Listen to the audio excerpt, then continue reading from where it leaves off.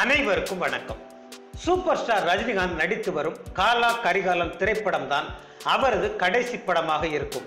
இத்திரைப்படத்தை விரைவாக முடித்துவிட்டு அரசியல் களத்தில் குதிப்பதில் உறுதியாக இருக்கிறார் என்கின்றன போயஸ் கார்டன் வட்டாரங்கள்.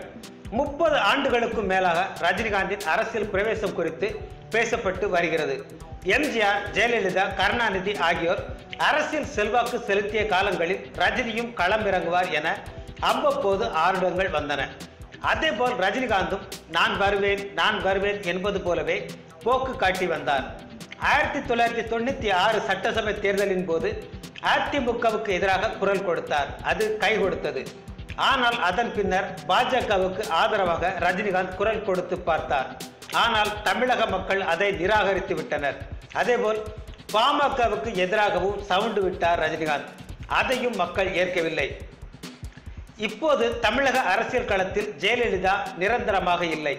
திமுக தலைவர் கருணாநிதியும் முதுமை காரணமாக ஓய்வில் இருந்து வருகிறார். இதுதான் சரியான சமயம் என முடிவெடுத்திருக்கிறாராம் ரஜினிகாந்த். இதற்காகவே பலரையும் ரஜினிகாந்த் நேரில் அழைத்து ஆலோசனை நடத்தி வருகிறார். இந்த ஆலோசனைகளில் கலந்து கொண்டவர்களிடம் நாம் பேசிய போது ரஜினிகாந்த் அரசியலுக்கு வருவதில் உறுதியாக இருக்கிறார். அவரது கடைசி திரைப்படமாக காலா கரிகாலன் தான் இருக்கும். முன்னை விட இப்போது ரஜினிகாந்துக்கு அரசியல் குறித்த தெளிவான புரிதல் இருக்கிறது. இருந்தபோதும் புதியதாக எந்த அரசியல் பார்முலாவும் ரஜினியிடம் இல்லை என்கின்றனர். அதாவது காலா படத்துடன் தமிழ் சினிமாவுக்கு குட் பை சொல்கிறார் நடிகர் ரஜினிகாந்த். நன்றி.